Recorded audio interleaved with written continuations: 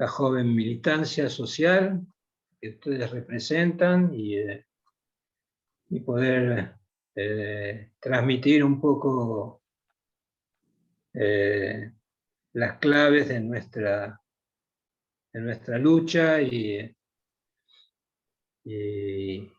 un poco los contenidos, las formas y las actividades a través de las cuales lo estamos llevando. Estas charlas son muy importantes para nosotros, sobre todo involucrando al ambiente académico. Yo vengo del ámbito académico también, soy profesor en la Universidad de Buenos Aires, investigador del CONICET, además de coordinador de la Comisión de Cultura de Madres. Así que para mí es un poco estar en casa y además por el respeto que yo siento por la Universidad de La Plata, ¿no? Nosotros combinamos este tipo de charlas siempre con algunos detalles que combinamos previamente con las personas que nos escuchan. En este caso, la comunicación fue, creo que con Danila, todo el tiempo, muy de acuerdo, muy amable, por supuesto, y nosotros muy también agradecidos por la invitación y la posibilidad de plantear nuestras cuestiones. Nosotros vinimos acá a hablar de trata y abolición. Ese es nuestro objetivo. No planteamos estas cuestiones como debate, para nosotros no son un debate, es algo que está confirmado jurídicamente, éticamente, moralmente, socialmente. Así que queremos transmitir un poco las actividades que estamos desarrollando, la filosofía que sostiene esas actividades y no nos prestamos a un debate porque ese debate es inexistente con aquellos que tienen otra idea de la prostitución o del sistema prostituyente, pero sí estamos abiertos, por supuesto, a las preguntas, a las dudas y a los comentarios de cualquier persona. De hecho, la casa de las madres siempre está abierta a todas las personas. Así que, bueno, yo voy a ser breve porque las compañeras tienen bastante para decir, van a utilizar el lenguaje de ustedes, que es de otra generación que la mía, así que probablemente se entiendan más. Y otra vez agradezco a Danila y a través de Danila a la agrupación por estar acá atentos, escuchándonos y siempre estaremos en contacto y a disposición. Si esta charla queda inconclusa o incompleta por los tiempos, por supuesto haremos lo posible para continuarla más adelante en algún otro momento.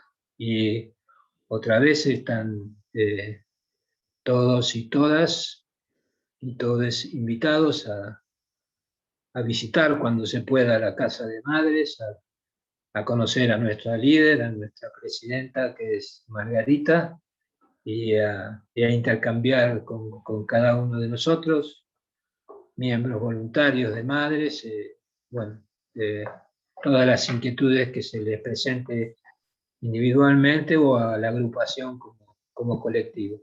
Además,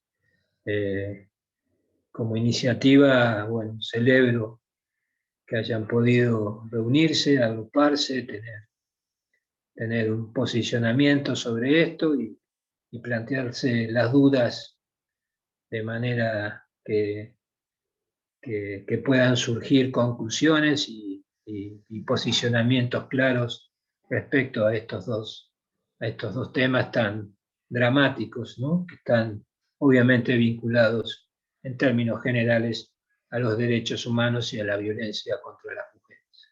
Así que los saludo nuevamente y le doy la palabra a la compañera Camila.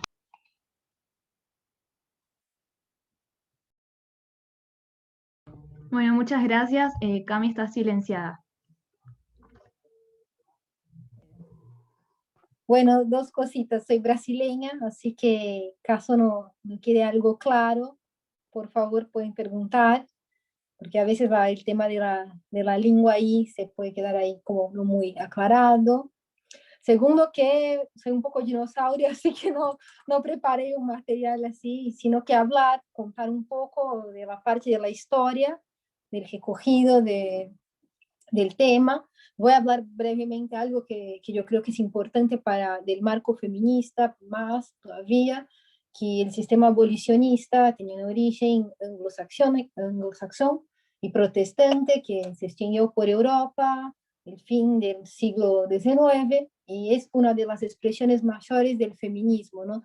Tuvo como liderazgo Josephine Butler, quien fundó la Federación Abolicionista Internacional en 1875, y ya entendiendo la prostitución como una forma de explotación del cuerpo de la mujer y la mujer como víctima.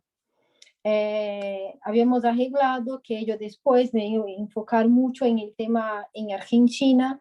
Entonces, en 1879 llegan los primeros inmigrantes judíos, polacos y rusos en Argentina. Pronto empieza lo que se llama la trata blanca y bueno, se forman los grupos y Raquel, hay un caso muy emblemático que se queda marcado, que es el caso de Raquel Lieberman, que es una mujer judía rumena, que logró la condena de 108 proxenetas que estaban involucrados en la red de trata. ¿No? Raquel llegó de Europa con el mismo tema más o menos de lo que pasa hoy, con una promesa de trabajo, tenía un hijo y termina en un sistema, en una red de trata. Bueno, en 1904 hay un acuerdo internacional para asegurar la protección y la eficacia de lo que se llamaba trata blanca, que es el primero instrumento internacional que hizo referencia a la temática. En nivel de Argentina, ella fue el país pionero del continente americano en sancionar la ley 9143 contra denominada trata de blancas y contra la prostitución infantil en el año de 1913, que enfocó en penalizar la explotación sexual y cabe resaltar que fue la primera norma legal en el mundo en hacerlo. Bueno, hay un marco importante que en abril de 2002, creo que, no sé si escucharon, pero hay el caso de Marita Verón, que es secuestrada en San Miguel de Tucumán, y ahí se gana mucho la visibilización del tema por la lucha de la mamá y de la familia por justicia.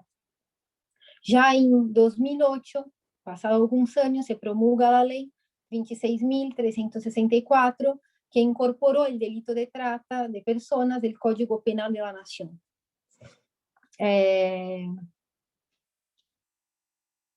En Argentina, la ley, voy a leer porque hay un parcito de cosas que yo creo que es importante. En Argentina, la ley 26.364 de prevención y sanción de la trata de personas y asistencia a sus víctimas y sus modificatorias define la trata de personas como el ofrecimiento, la captación, el traslado, la recepción, la acogida de personas con fin de explotación, ya sea dentro del territorio nacional como desde o hacia otros países. En otras palabras, la trata de personas abarca todas las acciones previas que se realizan con la finalidad última de explotar a una persona. Por su parte, la explotación supone la existencia de relaciones de sometimiento que producen la cosificación del ser humano, nuestra normativa reconoce los siguientes casos: servidumbre, trabajo forzado, explotación sexual, pornografía infantil, matrimonio forzado, extracción forzosa o ilegítima de órganos, fluidos o tejidos humanos. Si bien que en Argentina la prostitución no es prohibida, el proselitismo sí. O sea, y hay un vínculo que yo creo que las compañeras van a trabajar de manera más profundizada entre la prostitución y la trata, exponiendo los números. Yo no sé si cabe extender mi parte porque era el tema más de un poco de historicidad, que ya no es desde ahora, que hay una lucha en relación al abolicionismo como una de las pautas principales del feminismo. Hay que recordar que diversos países regulacionistas siguen teniendo demasiados problemas en relación a esto. No es algo que está, no hay una disminución de la trata, o sea, no es el tema de que una cosa es una cosa y la otra está aislada, no, están intrínsecamente vinculadas. Yo creo que Flor y Ailín van a hablar más profundamente del tema, pero cualquier cosa también tengo algunos aportes en relación al contexto actual de países regulacionistas. Así que, bueno, no sé si hay alguna duda en términos históricos. Hablé del caso de Marita Verón porque ganó mucha proyección. Yo creo que quizá tengan escuchado.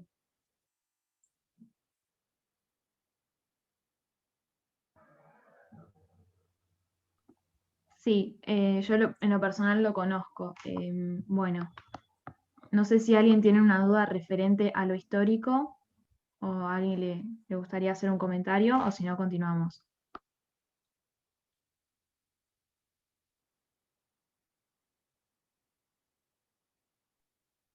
Danila, prefiero que se hagan las presentaciones y en todo caso al final que se hagan las preguntas y los comentarios y el intercambio, si te parece bien, Perfecto, ¿eh? sí. Así, Bueno, entonces así no continuamos. vamos cortando los argumentos. Gracias. Hola, ¿me escuchan? ¿Se me escucha bien? Bueno, mi nombre es Florencia, yo también soy integrante voluntaria de Madres Víctimas de Trata. Específicamente estoy en la Comisión de Comunicación. Como bien dijo mi compañera Camila hace un ratito atrás, que decía que íbamos a profundizar sobre lo que es el vínculo entre la trata y la prostitución. Ahora vamos a hablar de eso y vamos a también profundizar sobre los distintos modelos jurídicos que existen a nivel mundial para abarcar la problemática del sistema prostituyente y bueno, cuáles son los resultados que muestran cada país con el modelo que han implementado. Aguárdenme un cachito que voy a intentar compartirles la pantalla para... necesito que el anfitrión me habilite para compartir pantalla, así les puedo mostrar. Ahí me parece que te habilité. Fíjate si. Sí. A ver. Díganme si se está viendo bien.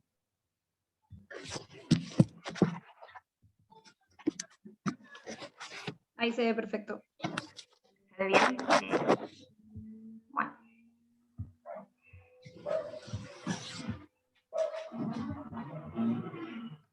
Bueno.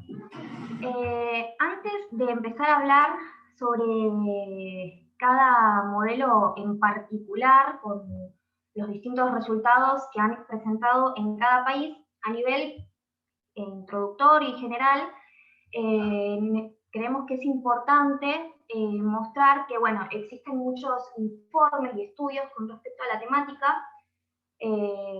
Como aclaración, todos estos informes y estudios a los cuales nos estamos fundamentando, que son nuestras fuentes, van a estar mencionados al final de la presentación, como para que no sea una cuestión engorrosa estar mencionando todo el tiempo la fuente. Lo aclaro por las dudas para que sepan que estamos basándonos en fuentes y aparte también por si, no sé, alguna o alguno quiere seguir explayando sus investigaciones, al final vamos a mencionar fuentes. Pero bueno, para empezar, todas estas fuentes, estos informes, lo que marcan es una tendencia, ¿no? Que en los países regulacionistas hay como índices de trata más altos a nivel mundial, mientras que en los países abolicionistas hay índices de trata que son más bajos. Todo esto a comparativa mundial, ¿no?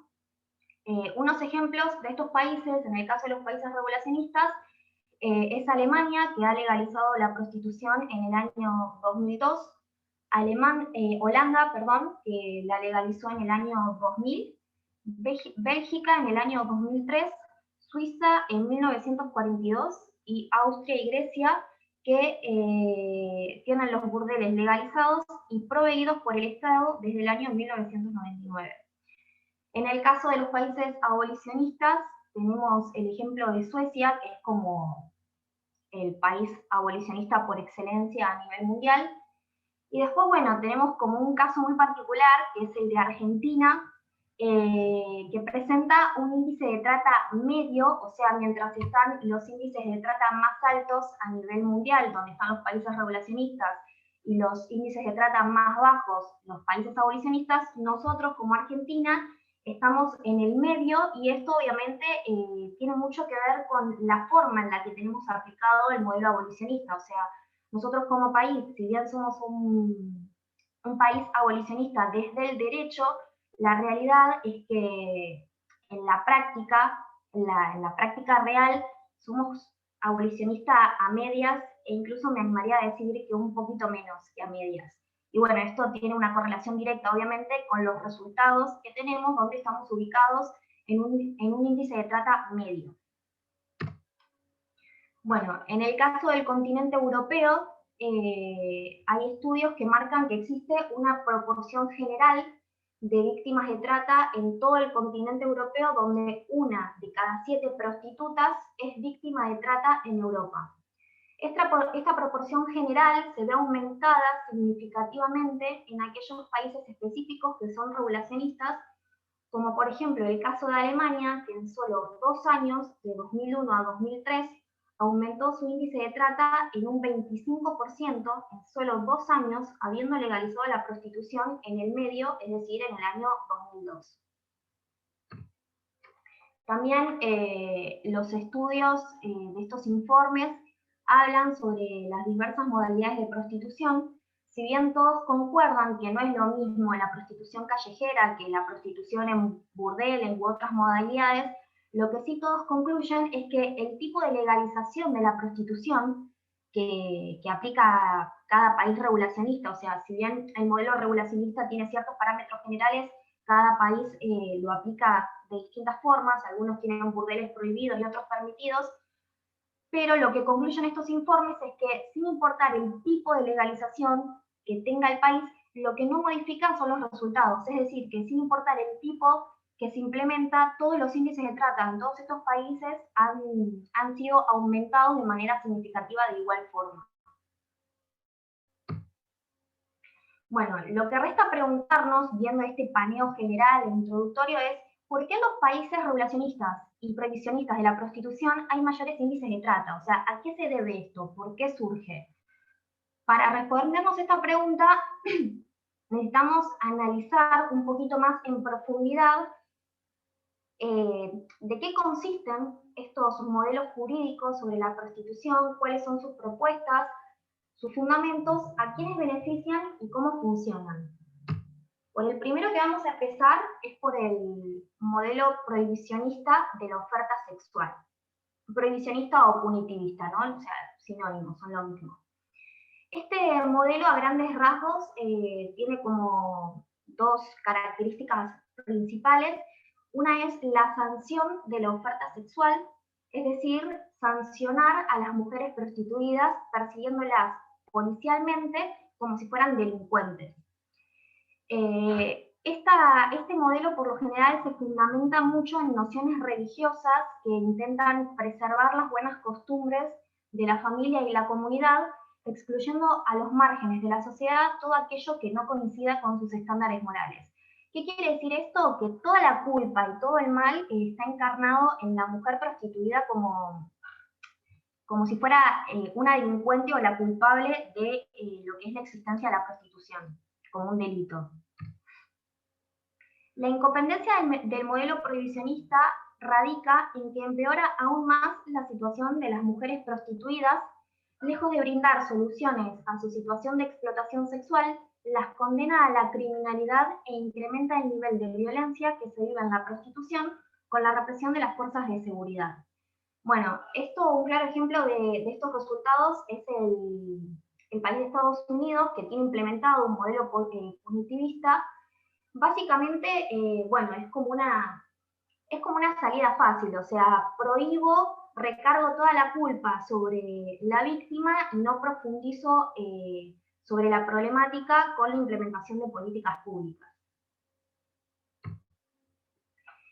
Bueno, ahora el caso del modelo regulacionista o reglamentarista, que tiene como premisa considerar a la prostitución como un trabajo o, digamos, el conocido trabajo sexual, como se le llama.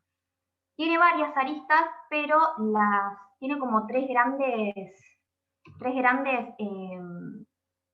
criterios que se intentan implementar, ¿no? O sea, el primero es implementar un registro oficial de trabajadoras sexuales, donde lo que se busca es que las prostitutas se registren oficialmente para contabilizarlas y tener un registro oficial sobre quiénes vendrían a ser como las prostitutas legales, digamos.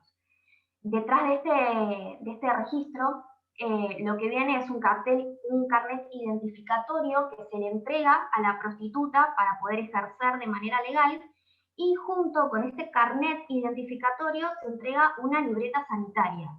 Esta libreta sanitaria lo que busca es ejercer ciertos controles sanitarios sobre la mujer prostituida, para poder habilitarla para el trabajo como si fuera un producto en condiciones para poder ser vendido en el mercado, ¿no? O sea, estos controles sanitarios se hacen con cierta frecuencia, la frecuencia varía de país en país, no todos los países tienen la misma frecuencia, pero bueno, se tienen que actualizar con cierta periodicidad para regular, digamos, y controlar la salud sexual que tiene la mujer prostituida, si tiene enfermedades o no, y junto con este carnet y esta libreta sanitaria, lo que viene es la obligación de que la prostituta o sea, la tenga encima cada vez que va a ejercer, para mostrárselo al cliente, y que el cliente, a la hora de contratar a la trabajadora sexual, digamos, pueda ver si esa mujer que está comprando tiene enfermedades o no, o cuáles tiene. O sea, básicamente si es un producto que cumple con las condiciones que el cliente busca o no. Otro de los puntos importantes que vienen con los proyectos de ley regulacionistas que se intentan implementar, o incluso con las leyes regulacionistas que ya están implementadas en los países que ya son regulacionistas, es la habilitación de los prostíbulos como un lugar de trabajo, y otros seudónimos, a veces se los llama whiskerías, en otras ocasiones se los llaman clubs, privados, departamentos, casas de masajes, casas de tolerancia, cooperativas, muchos seudónimos. En definitiva, son todos prostíbulos, y lo que se busca es la habilitación de estos prostíbulos como un lugar de trabajo, donde la prostituta ejerce ahí su trabajo, ¿no? O sea, detrás de esta habilitación lo que se está buscando es blanquear la figura del proxeneta como un jefe, una tercera parte o un empresario empleador. O sea, la persona que administra este prostíbulo, que se habilita de manera legal como una casa de trabajo, esa persona que administra es, en vez de ser un proxeneta porque lucra de la prostitución ajena, pasa a ser un jefe o una tercera parte legal, básicamente un negocio lícito. Otro de los puntos a tener en cuenta es la cuestión del Estado y el PBI, ¿no? O sea, cuando hablamos de que el proxenetismo pasaría a ser considerado una actividad empresarial lícita, también estamos hablando de que el Estado pasaría a cobrar impuestos por dicha actividad, como también se cobra impuestos en otras actividades empresariales. Esto significa que el Estado pasaría a enriquecerse a base de prostituir los cuerpos de las mujeres y comercializar con su sexualidad como si fuera un producto más del PBI nacional.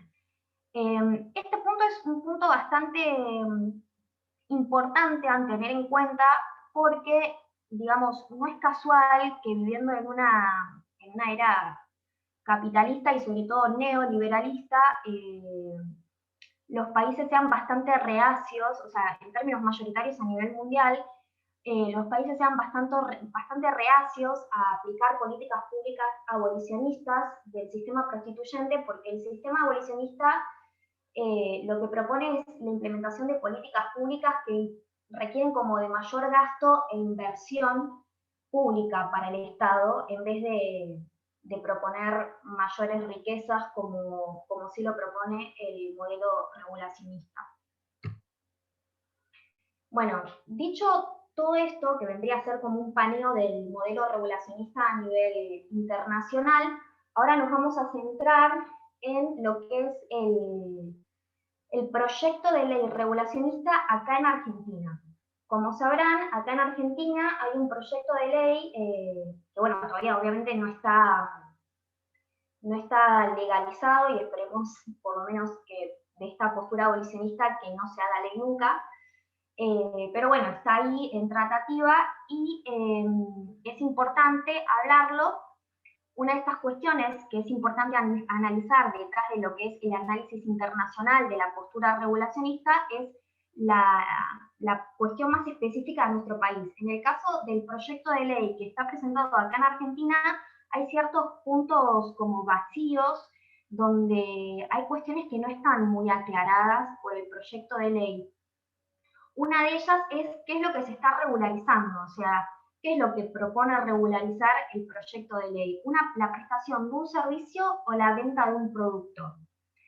Esto es importante porque cuando se habla de regularizar una actividad, como si fuera una actividad ilícita más del mercado capitalista, se está hablando de que existe una oferta y una demanda, o sea, una actividad del mercado capitalista donde aplican las leyes de oferta y demanda, donde existe una parte que compra y una parte que vende. Bueno, ¿qué es lo que se compra y qué es lo que se está vendiendo? ¿Se está comprando la contratación de un servicio o la venta de un producto? Es importante entender estas cuestiones porque dependiendo del punto de vista que apliquemos va a tener diferentes consecuencias. En el caso de que hablemos de la prestación de un servicio, si las prostitutas son consideradas como trabajadoras que prestan un servicio, significa entonces que en ese contrato de prestación existe en el medio la figura de un intermediario que media en la relación de prostituta y cliente, lo que establece una relación de dependencia. Es decir, que esa figura intermediaria que contrata los servicios de una prostituta para, digamos, enriquecerse y venderlo con un cliente, esa relación de intermediario con relación de dependencia vendría a significar la legalización del proxenetismo, que es lo que ya vendríamos hablando. En el caso de la venta de un producto, cuando las prostitutas son consideradas como trabajadoras que venden un producto dentro del mercado al mejor estilo emprendedor autónomo, lo que se está estableciendo al mismo tiempo es que la parte débil de esa relación de compra-venta es el consumidor, es decir, el putero prostituyente, que puede recurrir a las leyes de protección al consumidor que lo amparan frente a la venta de productos defectuosos o servicios mal satisfechos. Esto, o sea, además de implicar una enorme carga simbólica cosificante, deshumanizante de las mujeres, claramente tiene un fin que es proteger los derechos del putero, ¿no? O sea, en ninguna de las dos opciones, ya sea la prestación de un servicio donde se está legalizando el proxenetismo o la venta de la mujer como un producto, en ninguna de las dos opciones vemos un otorgamiento de derechos claros a las mujeres como trabajadoras. Lo único que se está haciendo es otorgar derechos al proxenetismo o a los puteros como clientes. También otra de las cuestiones medias vacías que tiene el proyecto de ley regulacionista de acá Argentina es la cuestión de la ART, de la aseguradora de riesgos de trabajo.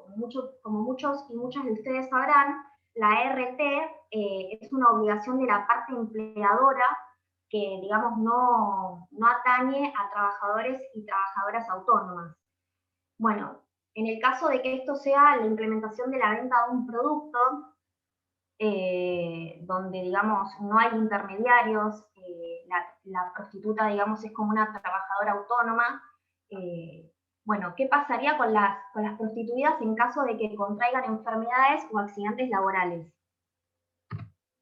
Lo que pasaría es que quedarían desprotegidas ante situaciones de salud y también se quedarían sin su sustento de subsistencia y por ende sin poder aportar al monotributo. Lo cual lleva a preguntarnos qué es lo que pasaría con las prostitutas cuando no puedan o incluso no quieran pagar la cuota al monotributo. Lo que pasa es que la ley establece que si existe una prostitución legal, ¿qué establece al mismo tiempo? Que existe una prostitución ilegal. La ley establece que si existe una prostitución legal es aquella que se encuentra en una situación registral y regulada por el control estatal, y al mismo tiempo que establece eso, está estableciendo que también existe una prostitución ilegal. ¿Cuál es la prostitución ilegal? Es aquella que abarca a todas las prostituidas que no puedan o no quieran aportar al monotributo, no puedan pagar los costos de la libreta sanitaria. Esto es un punto aparte que no mencioné antes. El proyecto de ley regulacionista acá en Argentina incluye que las trabajadoras sexuales tengan que, digamos, hacerse cargo por su propia cuenta lo que es la libreta sanitaria, el costo de la libreta sanitaria y también sus actualizaciones. Y también otra de la prostitución ilegal, que no estaría encuadrada dentro de la prostitución legal, son las que no cumplen con los requisitos que establece la ley para poder ejercer, es decir, aquellas que no tengan los controles sanitarios aprobados o también no tengan el carnet y la libreta sanitaria al día. En resumen, lo que establece el modelo regulacionista es que las prostituidas pasen a ser consideradas como trabajadoras, los proxenetas pasen a ser considerados jefes, terceras partes, empresarios, empleadores, y el putero como un cliente con derechos de consumidor. Ahora pasemos a ver cómo estos modelos han presentado resultados en los países donde se han implementado, ¿no? O sea, en este caso citamos el caso de Holanda, donde el índice de trata ha aumentado en solo un año, del año 2010 al año 2011, en un 24%, lo cual es un montón por solo un año. También presenta los informes, ¿no? Esto está sacado de fuentes bibliográficas y informes. Presenta que las mayorías de las prostituidas son de nacionalidad holandesa, pero también hay una prominencia bastante grande de víctimas inmigrantes como son nigerianas, húngaras, búlgaras y polacas, que obviamente tienen una relación directa con lo que es el tráfico de personas. Y también muestran que el 90% de las prostituidas en prostíbulos padecen de estrés postraumático y síntomas de nerviosismo extremo.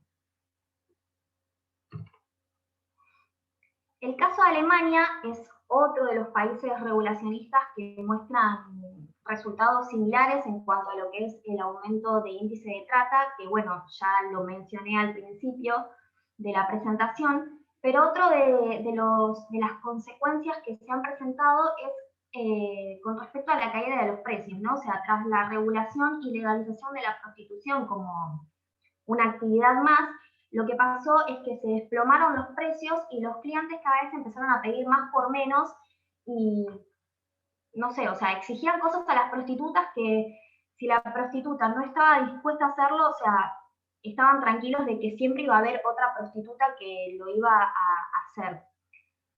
También se han implementado distintas promociones, como lo es la tarifa plana. La tarifa plana consiste del pago de un precio por el ingreso al burdel o un club, que incluye el uso de todos los bienes que están dentro de ese burdel o club. ¿A qué me refiero con el uso de todos los bienes? Es el uso de todas las mujeres las veces que se quiera, ¿no? O sea, vos, cliente, pagás un precio por el ingreso al burdel y allá adentro ese precio te incluye el uso de todo, las veces que quieras. Eso es la tarifa plana. Y también, bueno, se han implementado otras promociones con el objetivo de hacer como más atractivo el precio al cliente. Por ejemplo, una promoción que dice una mujer más una cerveza con salchicha, ¿no? O sea, esto suena un poco burdo, pero es real y está sacado de un artículo periodístico que salió hace un tiempito, que bueno, acá está el print de lo que es ese artículo. Suena un poco burdo, pero es real y tal vez, no sé, ayude a mostrar un poco la comparación de lo que es vender una mujer con una cerveza y una salchicha. O sea, el nivel de cosificación es tremendo. Bueno, esta es una de las citas que se han sacado de ese artículo periodístico. Cuando legalizas la prostitución, reduces a las mujeres a un objeto sobre el que rigen las reglas del capitalismo, ¿no? O sea, en relación a la caída de precios que mencionaba anteriormente, donde los clientes empezaron a pedir más por menos. Cuando legalizas la prostitución, reduces a las mujeres a un objeto sobre el que rigen las reglas del capitalismo. El resultado es que las condiciones en las que trabajan esas mujeres son peores. Y a los hombres se les envía el mensaje de que las mujeres están ahí para ser compradas. Son relaciones asimétricas en las que un hombre con poder le dice a la mujer lo que tiene que hacer. Esta cita es de la doctora Krauss, que es una psicóloga clínica y especialista en psicotraumatología del Centro de Trauma y Prostitución. Es una activista feminista abolicionista de Alemania que, bueno, se dedica a atender a víctimas del sistema prostituyente, ya sea de trata o de prostitución.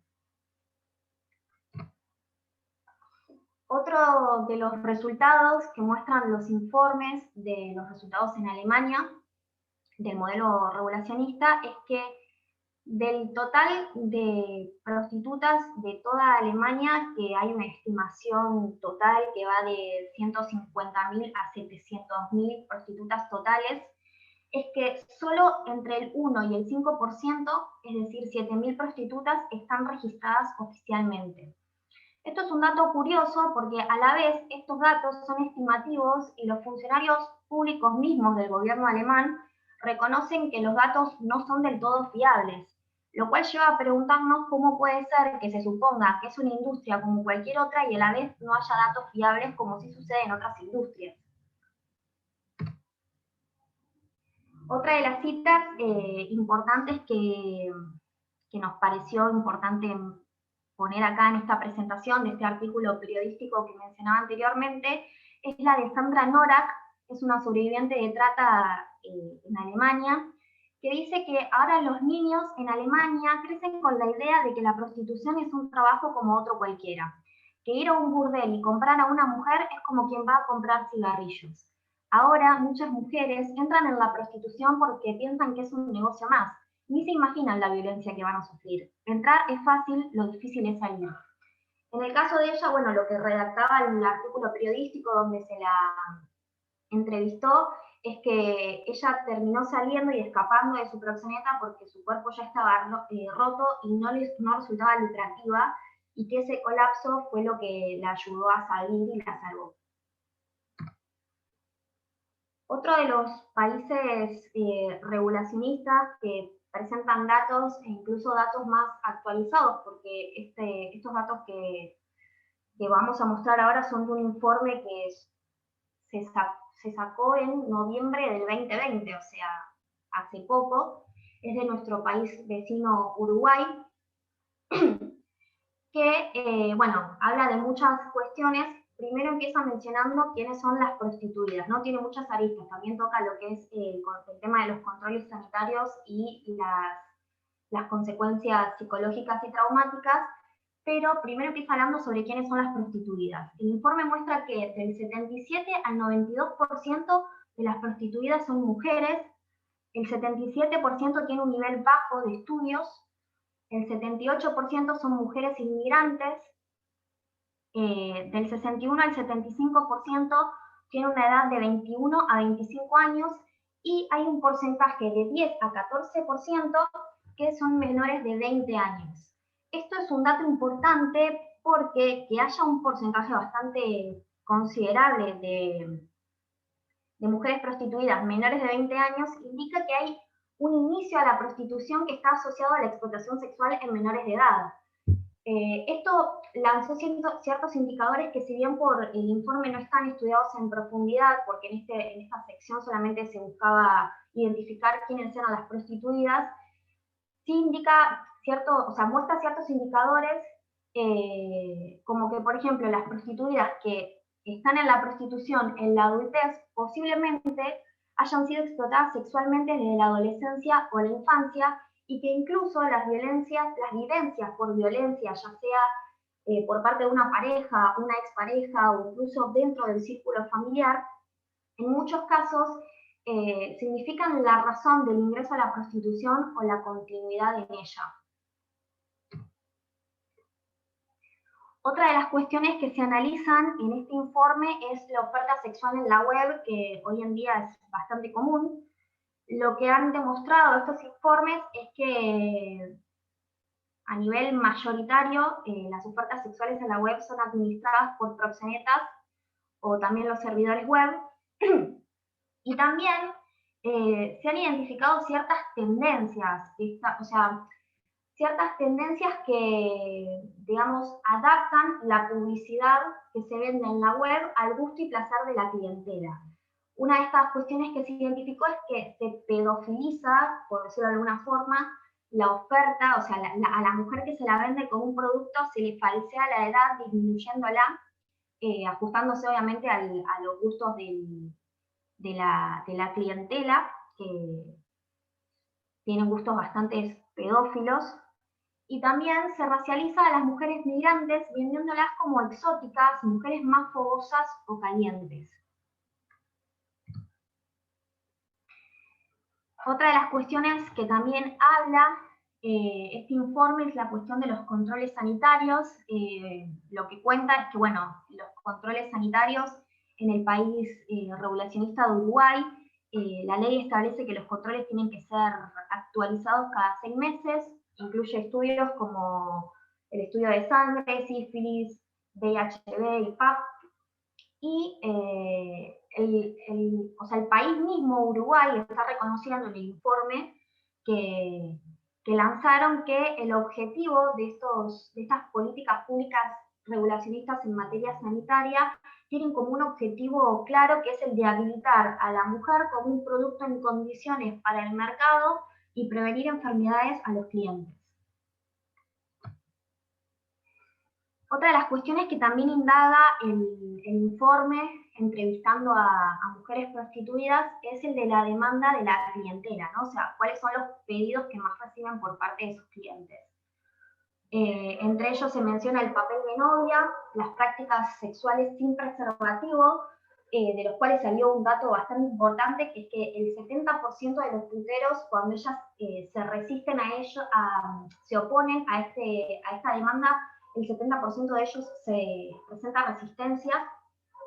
También otra de las demandas es el sadomasoquismo, el empleo o prácticas sexuales con empleo de fuerza física, actuar como de hija o sobrina del cliente, actos sexuales relacionados a la pedofilia, que bueno, estos pedidos lo mencionaron el 5% de las entrevistadas, o también actos sexuales relacionados a la zoofilia, que lo han expresado el 2% de las entrevistadas.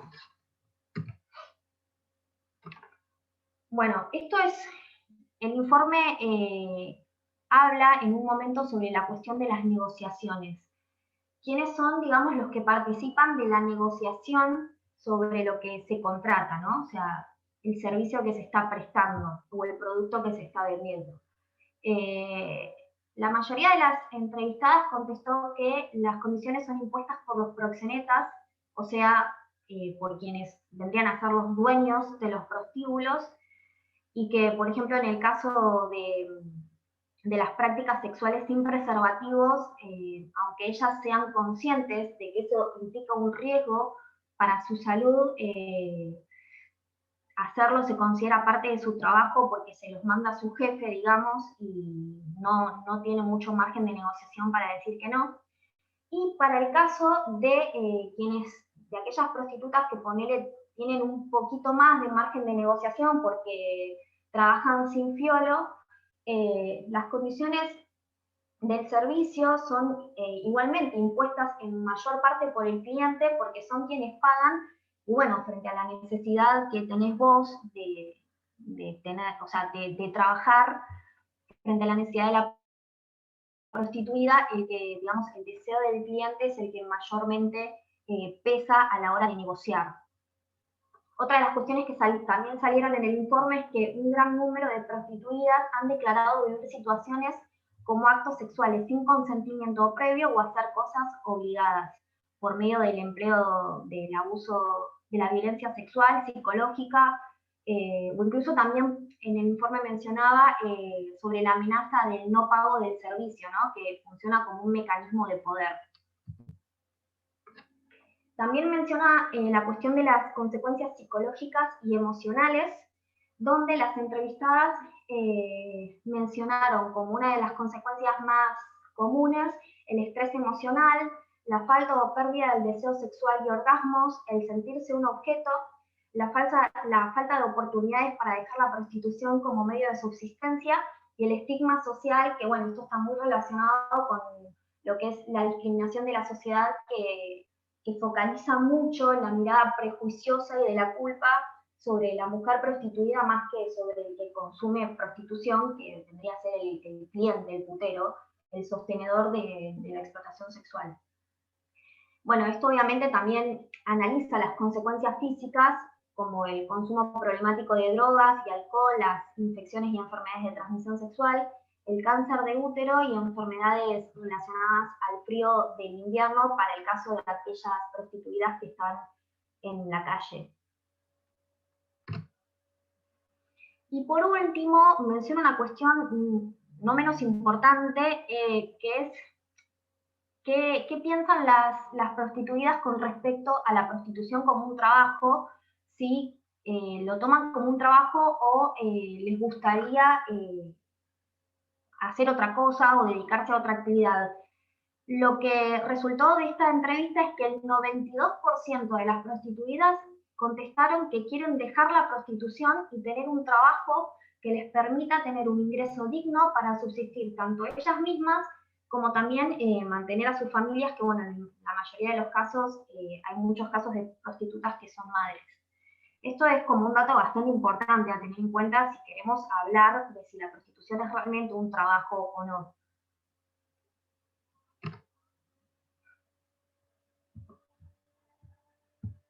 Bueno, ahora mi compañera. Bueno, hola a todos, todas, todes. Yo soy Ailén, compañera de Flor de la Comisión de Comunicación. Y bueno, me voy a tratar de acelerar un poco porque entiendo que no queda tantísimo tiempo, pero hablemos de abolicionismo. El mundo abolicionista considera la prostitución y la trata como dos caras de una misma moneda, o sea, no se pueden ver de manera ajena o separada. El motivo de esto, más allá de todo lo que ya mencionó mi compa Flor, tiene que ver con que el consumidor de la prostitución es siempre el putero, y ese putero no distingue entre una víctima de trata y una víctima de prostitución, porque el objetivo de acceso a la misma es el desahogo sexual, ¿no? Entonces el abolicionismo no distingue una prostitución que es buena y elegida y una mala y forzada, porque las circunstancias que llevan a una mujer travesti o trans a la prostitución son diversas situaciones de vulnerabilidad, pobreza y desigualdad de género. Bien lo mostró Flor en los slides anteriores. Hay una situación de desigualdad estructural que se nota mucho en las víctimas de la prostitución. Flor, si puedes pasar. Hay una investigación, que también la citamos al final, que evaluó la prostitución en más de 160 países y descubrió que los salarios que ganan las prostitutas tienden a ser mucho más altos en relación con su dotación de capital humano, o sea, la educación y las habilidades que poseen o recibieron. O sea que, por este mismo motivo, es que los salarios que podrían ganar fuera de la prostitución siempre se van a mantener a un nivel menor que el que tienen dentro, imposibilitando todavía más su capacidad o posibilidad de salir. Esta es una frase de Teresa Sifón, asumo que ya la leyeron igual, pero explica más o menos cómo es para las mujeres que están en la prostitución la idea de que no pueden decir que no, porque tienen que llevar la comida a sus casas, muchas tienen que alimentar a sus hijos, los embarazos en la prostitución es un tema aparte, así que, bueno, ahora sí, Flor, pasa. Entonces, ¿a qué nos referimos con todo esto de la desigualdad, ¿no? Esto de que no se puede salir de la prostitución, que es muy difícil. Es que nos encontramos con un sistema donde las personas que están involucradas no tienen salida alguna, porque ante la falta de un soporte económico y educativo, no hay otra opción más que continuar en la prostitución. Pensemos que el 90% de las personas en la prostitución son mujeres y niñas que ingresan al sistema en promedio a los 14 años, o sea, estamos hablando de explotación, ni siquiera acá se puede usar desde ninguna postura un argumento de autonomía.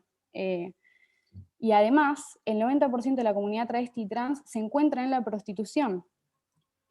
Cabe mencionar acá una investigación muy buena que realizó Melissa Farley, que es una psicóloga especialista en prostitución y estrés postraumático en la prostitución, que realizó en 5 países, que son Sudáfrica, Tailandia, Turquía, Estados Unidos y Zambia, todos con modelos muy diferentes, punitivistas, regulacionistas, donde entrevistó a mujeres trans, travestis y algunos hombres en la prostitución, y los datos revelaron que el 77% de los entrevistados sufrió agresión física en la prostitución, el 62% informó haber sido violada desde que entró en la prostitución, y el 67% cumplió con los criterios para que se le diagnostique con estrés postraumático.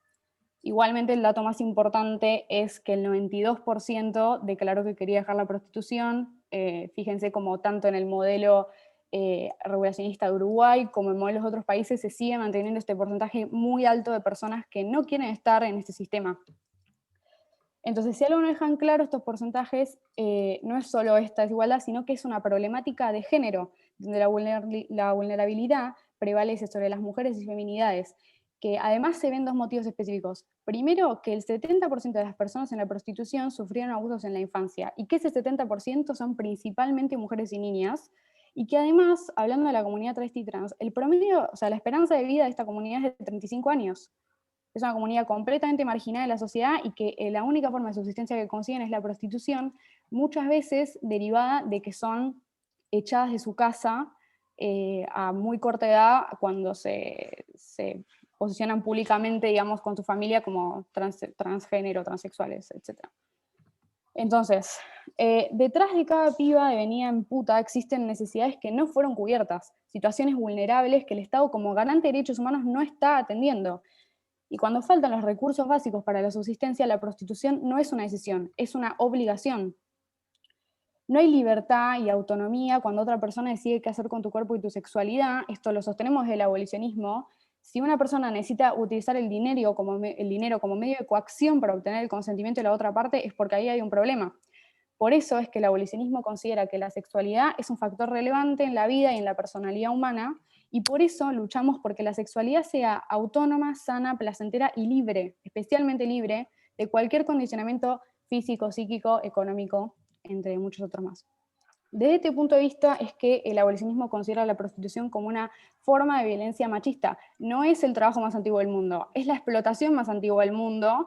La vemos en todas las culturas y todas vienen acompañadas de una gran estigmatización a las mujeres que forman parte y muchos porcentajes que indican violaciones. Entonces, las personas no son mercancías que están a la venta, y fomentar la institución de la prostitución alimenta esta idea de que las mujeres y feminidades son objetos de desahogo sexual, para complacer además el deseo de los hombres. Y es por esto que el abolicionismo propone dejar de poner el foco en la oferta, las prostituidas, y empezar a ponerlo en la demanda, que son los clientes. Con esto nos referimos a específicamente la criminalización, la persecución, la discriminación de las mujeres travestis y trans en la prostitución. El abolicionismo se opone completamente y además abogamos por la derogación de todo tipo de código contravencional que instigue la violencia policial hacia las prostitutas. Un buen ejemplo de esto, y una organización que estaría bueno que todos conozcan, es el caso de la Asociación de Mujeres Argentinas por los Derechos Humanos, que las siglas son AMADH, que lucharon muy intensamente durante muchos años para que se deroguen los códigos contravencionales de la provincia de Buenos Aires que criminalizaban a las prostitutas. Por ver si puedes pasar. Además de luchar contra la criminalización, el abolicionismo también lucha por la restitución de derechos de las prostituidas para aquellas que quieran salir de la prostitución, ¿no? Esto lo pensamos por medio de políticas públicas que atiendan desde una perspectiva integral estas problemáticas de género, o sea, derechos educativos, laborales, económicos, habitacionales, políticos, culturales, psicológicos y más. Un ejemplo que no está en el PowerPoint, pero que también está bueno para ver, es el caso del proyecto de ley presentado por Furia Traba hace un par de años de promoción y protección a las personas en prostitución, que básicamente buscaba aumentar las herramientas de asistencia estatal hacia las víctimas de trata y prostitución. Este proyecto le falta, como a nuestro ver, la penalización de los puteros, pero es igualmente bastante relevante tenerlo en cuenta. Y con todo esto, para volver, un toque. Con esto apuntamos a que como abolicionistas, y esto es lo más importante, nosotros buscamos ayudar a todas las personas dentro de la prostitución, o sea, no importa si están en situación de prostitución, si se consideran trabajadoras sexuales, sobrevivientes, nosotras creemos que sin importar quiénes sean, merecen derechos, políticas públicas y un Estado y una sociedad que no las discrimine, estigmatice ni criminalice. Ahora sí. Entonces, el abolicionismo propone penalizar a los proxenetas sin clientes por ser quienes se benefician de la explotación sexual de las mujeres y feminidades. Para eso también plantea campañas de concientización y sensibilización que expongan la responsabilidad que tienen los prostituyentes como principales sostenedores del negocio de la trata de personas y la prostitución. De ahí la famosa frase, sin clientes no hay trata, que todos la deben conocer. Y por último, digamos, el abolicionismo propone políticas públicas en materia educativa que apuesten a un cambio cultural y de mentalidad profundo, donde los hombres dejen de ver a las mujeres como objetos de desahogo sexual. Esta medida es la mayor apuesta del abolicionismo. ¿Por qué? Porque por más que sabemos que las políticas educativas tienen resultados en el largo plazo, estas son necesarias para desarmar la cultura prostituyente de raíz y no quedarnos con políticas cortoplacistas que apunten a problemas puntuales. En el caso de Argentina, se propone una educación sexual integral con perspectiva abolicionista en los 3 niveles de escolaridad y en las capacitaciones laborales relacionadas a la ley Micaela. Entonces, el abolicionismo se pronuncia en contra de un sistema estructural de desigualdad y violencia patriarcal contra las mujeres y feminidades que las empobrece, las cosifica y las explota. Y siempre nos pronunciamos en contra de los proxenetas y los puteros y siempre nos pronunciamos a favor de las mujeres travestis y trans en la prostitución. Bueno, el modelo sueco, creo que lo mencionó Flor anteriormente, es muy interesante, es el principal exponente del abolicionismo en el mundo y nació, digamos, en 1999 con la ley de violencia contra la mujer, que castigaba la compra de sexo con una multa o prisión de máximo de 6 meses. Por más que es un modelo que busca esa criminalización, me parece interesante mencionar que desde que se sancionó la ley, la prisión se aplica en un 18% de los condenados, digamos, el resto son multados. Esta medida surgió luego de 30 años de investigación que no se realizaron aisladas del resto del mundo, ni no se consideró a la gente dentro de la prostitución, todo lo contrario. Se habló con todas las personas dentro del sistema prostituyente de distintos países del mundo, de distintos modelos, con organizaciones civiles, con el movimiento de mujeres, etc. Y justamente esta ley fue iniciativa del movimiento feminista sueco. Y además tuvo una intervención bastante importante de funcionarias mujeres. Lo que reconoce esta ley es que el prostituyente es quien debe ser criminalizado, y no la mujer. Esto significa que las víctimas de violencia de género no están sujetas a ninguna repercusión legal o penal. Al contrario, el gobierno les da dinero y asistencia y así el Estado se hace responsable de ayudarlas a salir de situaciones violentas, incluida la prostitución, y de brindarles acceso a refugios, asesoramiento, educación y capacitación laboral. Y un punto que es muy interesante del modelo sueco es que la mujer travesti o trans dentro de la prostitución no necesariamente tiene que reconocerse como una víctima para recibir ayuda del Estado. O sea, esto va para todo. Si se decide a denunciar al proxeneta que la estaba prostituyendo, esa mujer no tiene que necesariamente atender al juicio y revictimizarse, sino que puede no participar directamente. Y también esto va para las mujeres travestis o trans que se consideran trabajadoras sexuales dentro de Suecia. Si ellas necesitan ayuda, por ejemplo, porque un fiolo las está violentando, ellas pueden acceder a centros de acogida donde les van a otorgar esa ayuda sin importar de vuelta cómo se nombren o se reconozcan. Flor. Bueno, Para ver los resultados del modelo hay que remontarse un poco a cuando inició en 1999, justo antes de que la ley entrara en vigencia, que se estimaba que 125.000 hombres suecos compraban unas 2.500 prostituidas una o más veces al año. Desde 1999 hasta hoy, el número de mujeres involucradas en la prostitución callejera se redujo en entre un 30 y un 50%, y la presencia de mujeres extranjeras llegó casi a su fin. Esto es muy importante porque la vulnerabilidad de las mujeres migrantes en la prostitución en Europa es enorme. Además, el índice de hombres prostituyentes disminuyó en un 75 y 80%, y estos datos son muy importantes porque justamente recalcan lo que mencionamos y proclamamos como abolicionistas, que es, no hay algo innato en la idea de que las mujeres son objetos sexuales o de desahogo, sino que es una construcción social que nace de la institución patriarcal y que por ende se puede revertir hasta un porcentaje mínimo a través de la educación con perspectiva de género. Este sistema además tiene el beneficio de que otorgó a Suecia niveles de trata mucho más bajos que otros países escandinavos. O sea, para dar un ejemplo, los índices de Suecia representan el 21% del total de los índices de Dinamarca. Dos países que demográficamente son muy parecidos, culturalmente también, y se los compara mucho en estudios estadísticos por estas similitudes. Igualmente está bueno mencionar que la política de prostitución no basta para reducir la trata, tiene que darse en conjunto con políticas antitrata, justamente que sean fuertes. Por eso en Suecia en 2002 se instauró una nueva ley de trata con una mayor criminalización, lo que llevó a menos casos y por ende a menos víctimas. El beneficio del sistema sueco es que no es cortoplacista, o sea, los índices de trata no es que disminuyeron solo los primeros años desde la aplicación de la ley, sino que se realizó un cambio estructural en el mercado de tráfico de personas en Suecia.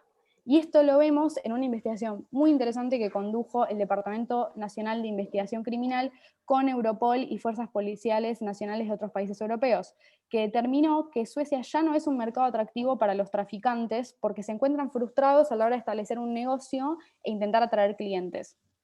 Y además, según testimonios de víctimas, ellos les decían que preferían comercializarlas en países como Dinamarca, Alemania, Holanda y España, donde la prostitución estaba tolerada o legalizada y los compradores no estaban criminalizados. Ahora, ¿la ley cumple sus expectativas? Según la sociedad y los grupos de mujeres, sí. Primero, el 80% de la sociedad aprueba esta ley y el poco porcentaje que se encuentra en contra, menos de un 7% son mujeres. El movimiento de mujeres sueco, además, y los grupos que trabajan con mujeres en la prostitución, sostienen que mujeres y niñas prostituidas y algunos hombres las contactan en mayor número para obtener ayuda para dejar la prostitución. Y también informan que desde que se sancionó la ley, las mujeres jóvenes que se encuentran, son fugitivas, inmigrantes o drogadictas blandas, se sienten disuadidas, o sea, desde que se sancionó la ley ya no consideran la opción de entrar a la prostitución como una salida porque ven un Estado que les brinda ese apoyo que no tienen otros lugares. Y además, último dato de Suecia, el Pro Center de Estocolmo, que es una organización que ayuda a las mujeres que quieren dejar la prostitución, dice que el 60% de las personas con las que tuvieron contacto en los últimos 3 años dejó la prostitución de forma permanente y que muchas señalan que la ley fue un incentivo para buscar ayuda. Si puedes pasar, Flor. Bueno, Argentina es un caso muy particular. Pasamos por el regulacionismo, hoy somos abolicionistas y tenemos características punitivistas. O sea, tenemos todos los elementos para hacer un estudio de caso, como siempre igual, ¿no? Pero Argentina fue brevemente regulacionista en 1875. Esto vino con un argumento de que la legalización de la prostitución era un mal menor para evitar que los hombres salieran a violar mujeres. No hay otra manera de ponerlo que esa.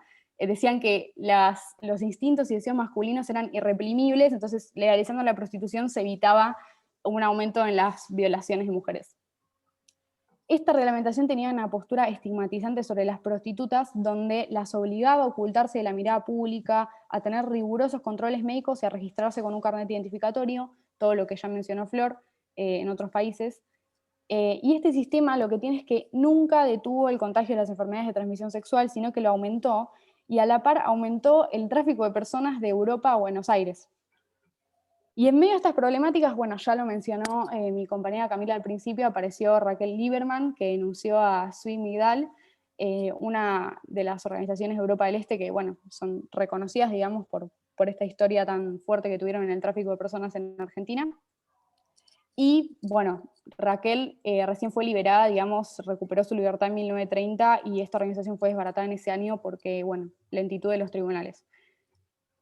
Esta reglamentación finalizó oficialmente el 23 de septiembre de 1913 con la llamada Ley Palacios, en honor al diputado Palacios, que actuaba sobre lo que en ese entonces se llamaba trata de blancas y prostitución de niñas y adolescentes. Esta fue una ley pionera en el mundo respecto a la trata y la prostitución. Flor. Bien. Hoy Argentina se posiciona como abolicionista, pero tiene estas dos fallas principales. Uno, que no castiga a los prostituyentes, que ya vimos en el caso sueco, por ejemplo, el impacto que tiene en los índices de prostitución. Y dos, que todavía mantiene códigos contravencionales que criminalizan en algunas provincias y que seguimos luchando muy intensamente para que se deroguen finalmente. Entonces, cuando hablamos del acceso a servicios de seguridad social para las personas en situación de prostitución, que es un tema bastante fuerte en esta disputa regulacionismo-abolicionismo, las personas en situación de prostitución se pueden anotar a través del monotributo en la categoría de servicios personales. Esto se relaciona con el motivo por el cual Argentina es abolicionista, que es que la prostitución individual y autónoma no está penalizada. Lo único que se penaliza es el proxenetismo, es decir, lucrar con la prostitución ajena. Entonces, de esta manera, el monotributo, según el modelo argentino, funciona como contención para que las prostitutas que subsisten de la prostitución tengan acceso a la economía y a los servicios de seguridad social. El motivo por el cual nosotras no apoyamos el proyecto regulacionista argentino, medio que ya lo mencionó mi compañera Flor, pero remarco algunas cosas, es que habilitar los prostíbulos como lugares de trabajo y a los fielos como jefes, y no solo implica una legalización del proxenetismo, sino que implica un retroceso a la ley antecesora de trata, que es la del año 2008. Básicamente la ley de 2012 fue un avance muy importante respecto a la protección de las víctimas de trata, porque modificó la ley anterior que consideraba que el consentimiento de las víctimas mayores de edad eximía de responsabilidad penal de los proxenetas.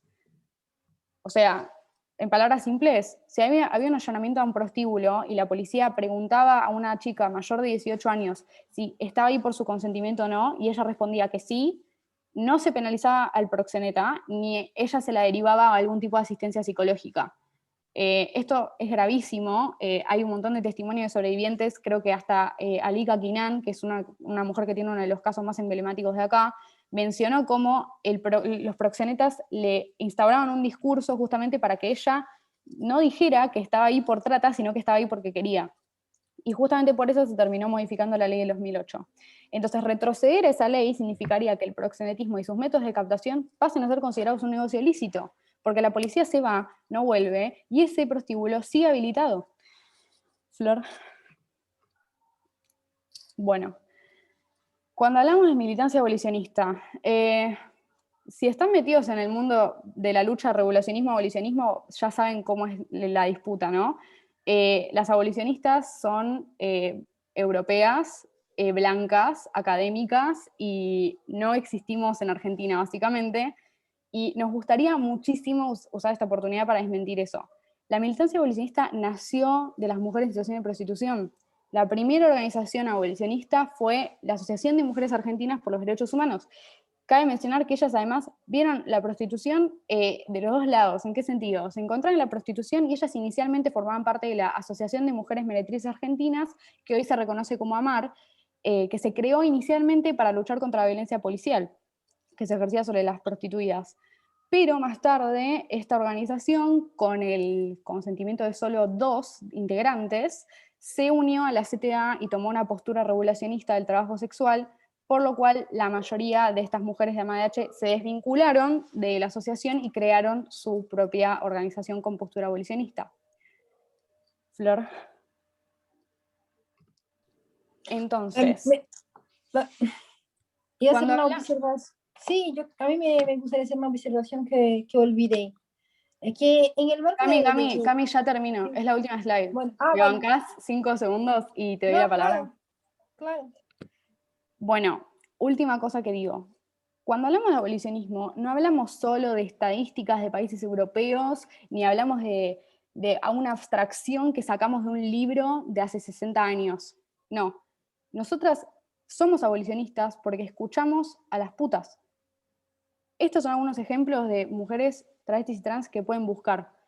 Elena Moncada, sobreviviente de trata y prostitución. La cooperativa travesti trans, estaban en AMAR, eran trabajadoras sexuales, pasaron al abolicionismo. Sonia Sánchez, sobreviviente de prostitución. Florencia Guimaraes, sobreviviente de prostitución. Delia Escubilla, Alessandra Luna y las icónicas Loana Berkins y Diana Zacayán, que los aportes que hicieron al abolicionismo y al feminismo argentino son gigantes. Entonces, recalcar esto, no solo somos abolicionistas porque las escuchamos a ellas, también somos abolicionistas porque escuchamos a las sobrevivientes que están junto con nosotras en Madres Víctimas de Trata. Y bueno, final, toda la bibliografía está al final del PowerPoint. Flor, si querés mostrar así nomás, nosotros se los vamos a pasar y todo lo que quieran leer va a estar disponible. Ahora sí.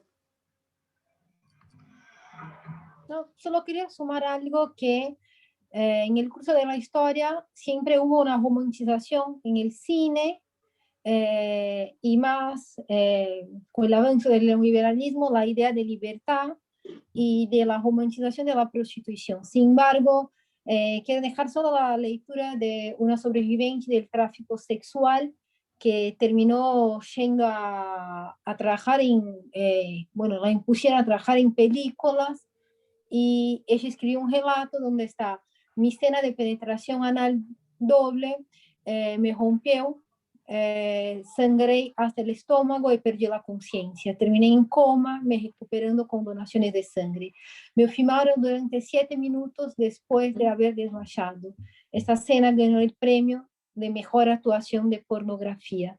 Así que hay un abismo gigante entre la realidad de la prostitución, que está involucrada con la trata, y lo que se mira en películas, series, toda una construcción sociohistórica imaginaria que involucra el tema.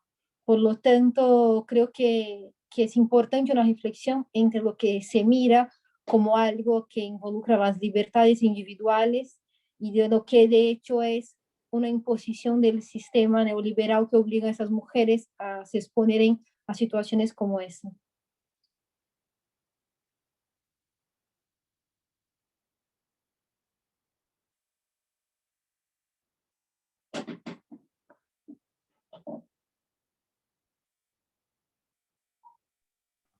Bueno, ahí estamos, creo. Bueno, muchas gracias, chicas, a todas, y bueno, a Ricardo también por la exposición, por el Power, por toda la información. No sé si les parece que algunas preguntas, alguna acotación, comentario que tengan sobre el tema, algo para agregar. Sí, claro, escuchamos con mucha atención y también si quedaron algunas dudas o incluso opiniones, o nos interesa también saber un poco el impacto que resulta de esta presentación en cada uno y cada una de nosotros y nosotras, ¿no?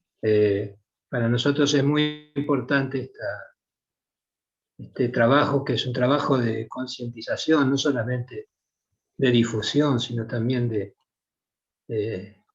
crear una sensibilidad que tenga bien en claro, ¿no? Que estamos luchando contra un sistema poderoso, contra un sistema hegemónico, neoliberal, patriarcal, prostituyente, desigual, y que entre sus víctimas, tantas, las mujeres, otras identidades sexuales, también vinculadas con grupos etarios, grupos étnicos y clase social, son las más castigadas.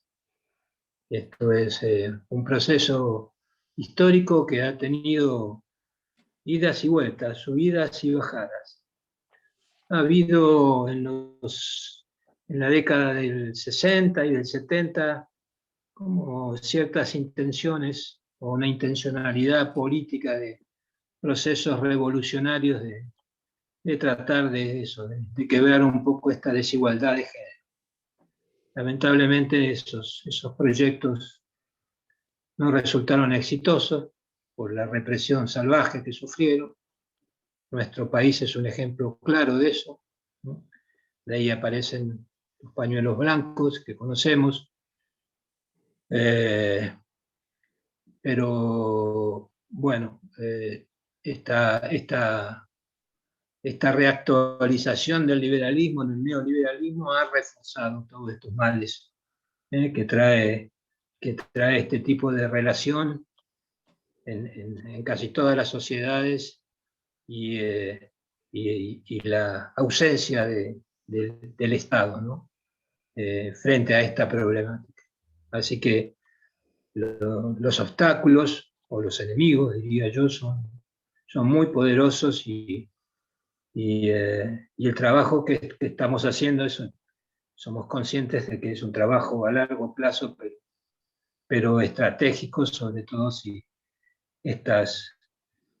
este tipo de encuentros, eso, nos hace un poco más sensibles, estar más despiertos, estar más conscientes de que esto es uno de los peores flagelos que ha traído el capitalismo en el siglo XXI, ¿no? Así que, bueno, si alguien tiene algún comentario, alguna pregunta o alguna opinión, los escuchamos con mucha atención.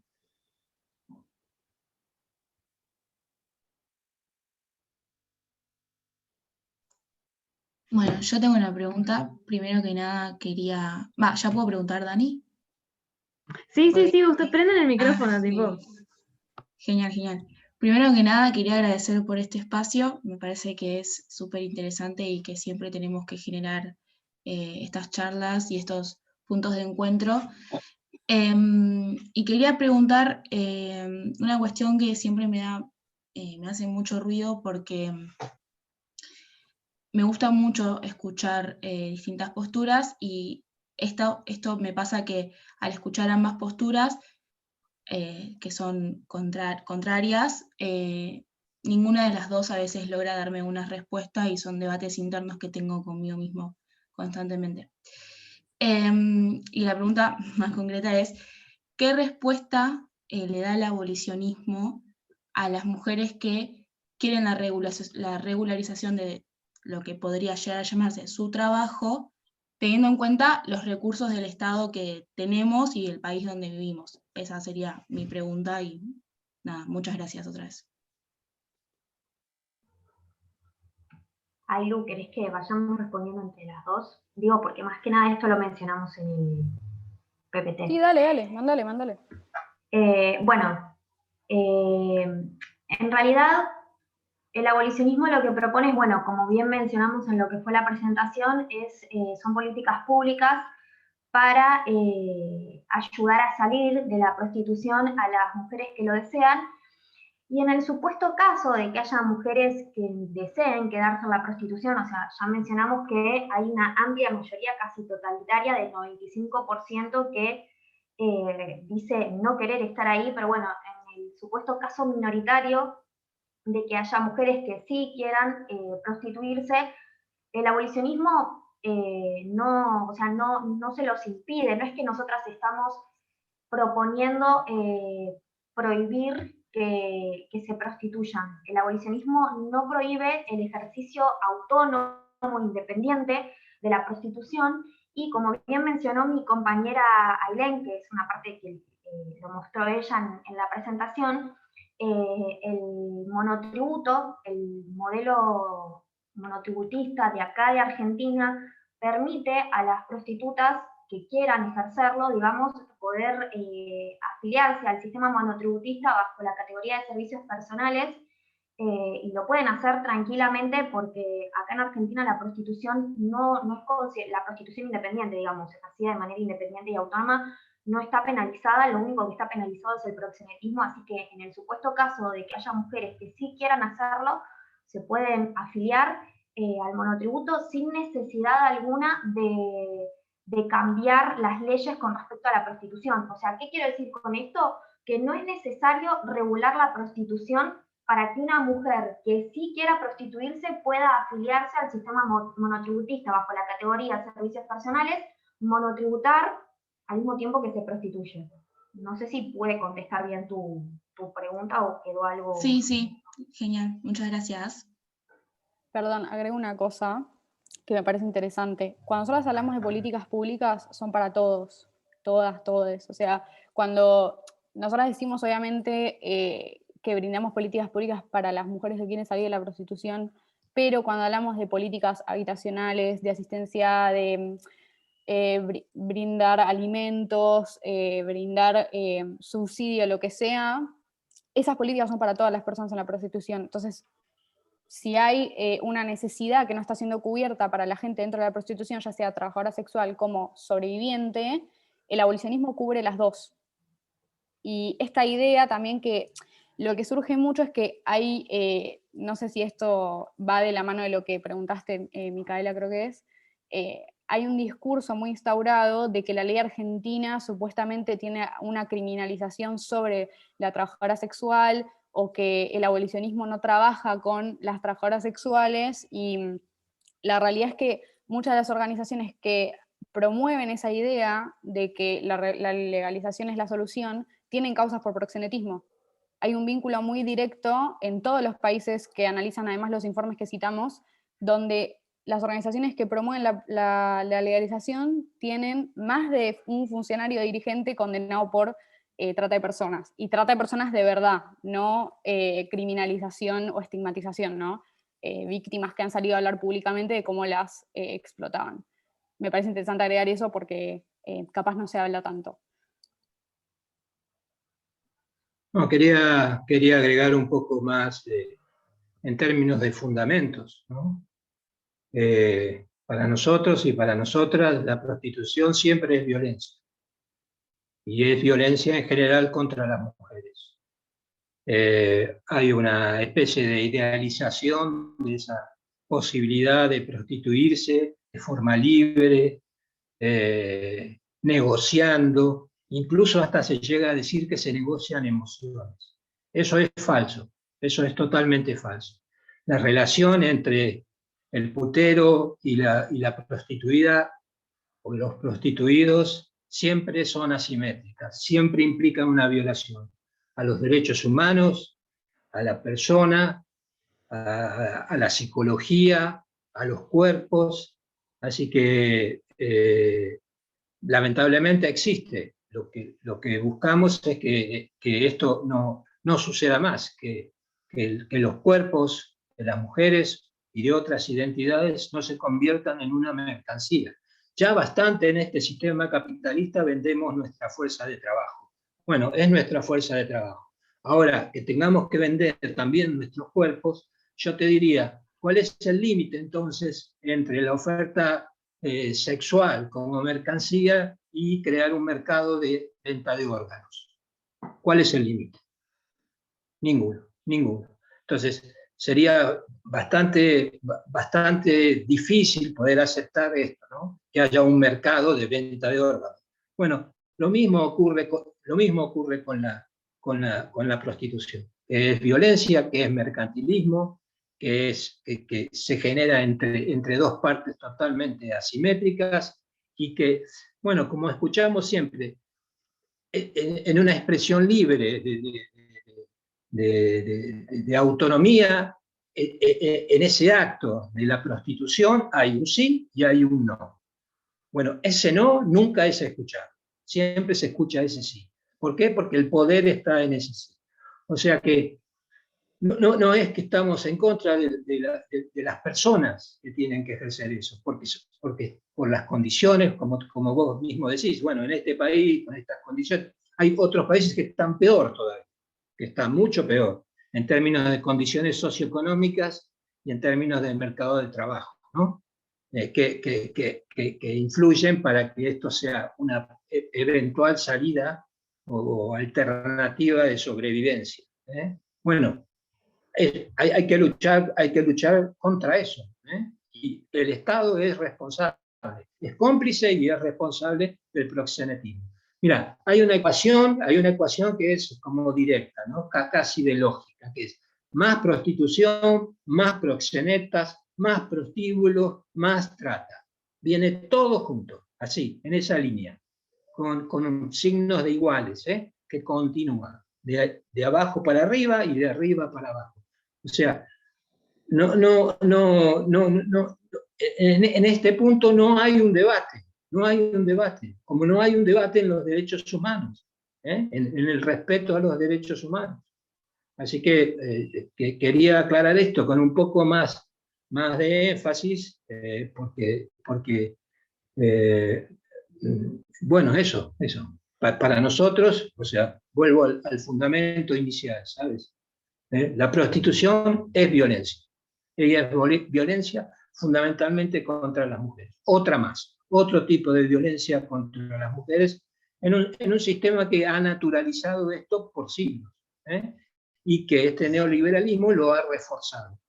Lo ha reforzado porque, bueno, así funciona la ideología de este retorno, que es un retroceso en la cultura de nuestras sociedades. Es un atraso como demasiado extraordinario para no visualizar, ¿no?, que esto está en términos de la profunda desigualdad que sigue creando este sistema, alrededor de la riqueza, de la distribución del ingreso y de la diferencia de géneros o de la violencia contra las mujeres y otras identidades estigmatizadas. Gracias. Gracias, Micaela. Muchas gracias. Ahí Cata levantó la mano. Me pareció. Sí, no, sí. Ah. No sé si alguien más quería preguntar. Yo voy a hacer un comentario más que nada. Sí, después sigue Marti. Y después, no me acuerdo si alguien más, pero vamos en ese orden. Bueno, Marti, si querés preguntar, yo después digo. No, hacer el comentario y una pregunta, tranqui. Ok. No, nada. Primero, bueno, nuevamente voy a estar muy reiterativa con esto, pero me parece fundamental agradecer por el espacio. Y después que durante la charla estuve ahí anotando algunas cosas y sobre todo destaqué 3 puntos que me parecen fundamentales de volver a recalcar, que es como bastante sintetizador de todo lo que fueron diciendo las compañeras. En primer lugar, lo principal que resalté es que el abolicionismo nunca va contra la mujer, y eso me parece fundamental resaltarlo las veces que sean necesarias, porque personalmente, bueno, ya muchos de mis compañeros y compañeras saben que yo soy abolicionista, pero también porque sé que corre mucho el abolicionismo por el lado de tildarlo como moralista, entonces me parece que es fundamental recalcar eso, que nunca va a ir contra las mujeres, y creo que Ailén a lo último dijo una frase que me gustó mucho, esto de somos abolicionistas porque principalmente escuchamos a las prostitutas. Entonces creo que eso me encantó, ese cierre, porque realmente siento que sintetiza mucho esto y que también desconstruye mucho esa visión de lo moralista que se tilda el abolicionismo. Y por otro lado, también me parece fundamental que estén nuestros compañeros hombres en esta charla, porque recién estaba charlando un poco con Dani, que siempre principalmente consideraba que el hombre no tenía que estar involucrado en estas cuestiones, pero entendí que realmente es muy importante que el hombre esté en estas discusiones y en este debate, principalmente porque es justamente, valga la redundancia, el principal consumidor. Entonces, creo que también eso me pareció importante, que también lo dijeron algunas de las chicas, pero no quería dejar de resaltar eso porque me pareció que estuvo muy claro, pero como para sintetizarlo y que se queden con eso, nada, nuevamente agradezco y me pareció que estuvo muy buena la exposición. Perdón, quiero agregar un comentario a eso porque me pareció re interesante. Primero, la estigmatización que hay dentro del abolicionismo es tan grande que hace un año, creo, salió un artículo en la TAM, en LatFem, que es una revista feminista bastante conocida, diciendo que el abolicionismo lo financiaba la iglesia. Lo traigo porque fue tan gracioso, porque nosotras hablamos con otras compañeras militantes y decíamos, che, ¿alguien acá está recibiendo un subsidio de la iglesia? Porque yo no sabía que nos faltaba, o sea, que nos den la plata, ¿entendés? Porque no había, es como que hay mucha data que está muy infundada, y lo traigo ese artículo a colación porque está escrito por 2 investigadoras del CONICET y no tenía fuentes en nada de lo que decía. No había una sola parte de bibliografía en ese artículo. Y lo traigo también porque esta idea de que el abolicionismo es moralista se acompaña con la idea de que nuestra sexualidad está reprimida de alguna manera, ¿no? Primero, ¿qué cosa decirle eso a una sobreviviente de prostitución? ¿No? El 90% del abolicionismo argentino son sobrevivientes de prostitución. Segundo, imagínate decirle eso a una persona que está militando porque tu sexualidad sea libre y no esté condicionada. O sea, no tenemos ningún tipo de tabú, ni queremos ningún tipo de tabú. Justamente queremos todo lo contrario. Y respecto a los hombres, sí, me parece importante recalcar, acá además hay un compañero que se llama Juan, que está en una organización que se llama Desertores del Patriarcado. Son una organización abolicionista conformada por hombres. Súper, súper interesante y necesario que lo sigan en Instagram, Desertores del Patriarcado, porque justamente necesitamos que los hombres hablen, que se involucren. Eso quería agregar. Buenísimo, después si querés dejar en el chat el Instagram, genial. Después en la lista está Marti, no sé si habló. No, pero justo las preguntas que iban a hacer, Cata me dio el pie, así que va a estar interesante. En primer lugar, bueno, soy Martina, nuevamente muchas gracias por darnos esta oportunidad. Y en primer lugar, cuando ustedes arrancaron con esto de la charla y todo el tema de los modelos, me movilizaba mucho esto de que cuando arrancaron con el modelo prohibicionista era exactamente todo lo que se creía que es lo que el abolicionismo milita. Todo este tema de que era más por un tema de lo que es la moral, por el purismo, por reprimir la sexualidad de las mujeres, y por eso les quería preguntar de alguna manera cómo ustedes desde organización, porque ustedes ya saben que no es así lo que ustedes militan, pero dentro del debate y dentro de la militancia sigue estando ese prejuicio, y ustedes de alguna manera qué estrategia tienen para demostrar que no es eso lo que el abolicionismo cree. Bueno, si alguna de mis compañeras después quiere sumar. En realidad, justamente la estrategia que tenemos es esto que estamos haciendo ahora. O sea, ya sea desde lo que es comunicar por las redes sociales, que bueno, las y los invito a que nos sigan en las redes sociales. Si alguien no nos sigue, Madres Trata es en Instagram y bueno, también en las otras redes sociales. Comunicamos mucho sobre este tema y también todo lo que es el espacio académico, de hacer charlas en instituciones educativas como esta que estamos haciendo ahora. O sea, esto es como una de las estrategias más fuertes que tenemos para tratar de militar el abolicionismo y de construir estos prejuicios que hay con respecto al abolicionismo, estas falacias, tratando de informar bien, de educar bien sobre lo que es los modelos y especialmente el modelo que nosotras militamos, para, bueno, justamente informar bien y que la gente sepa, ¿no? O sea, cuáles son nuestros fundamentos.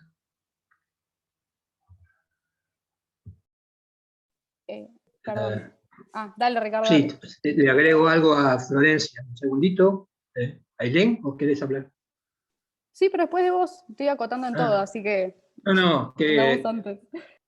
que la compañera preguntaba por estrategias, ¿no? Estrategias internas. Bueno, tenemos ya una estrategia que se vincula con una estructura de la asociación, ¿no? Y en esa estructura uno puede ver los distintos recorridos que vamos haciendo para enfocar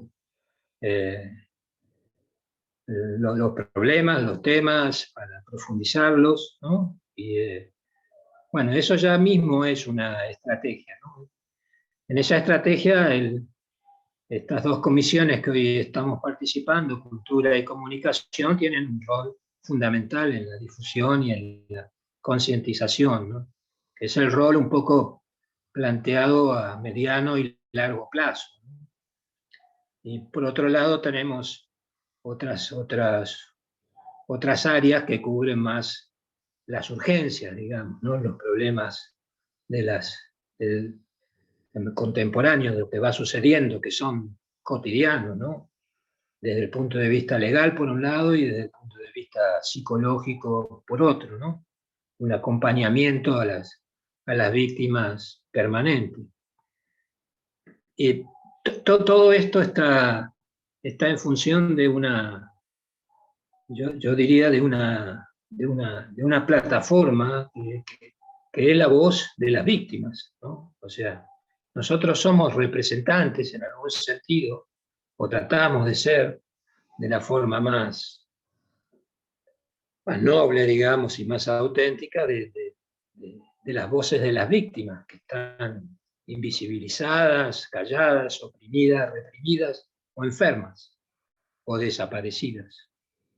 Entonces, también tienen que escucharnos un poco en ese sentido, ¿no? Que hablamos en representación de algo, ¿eh?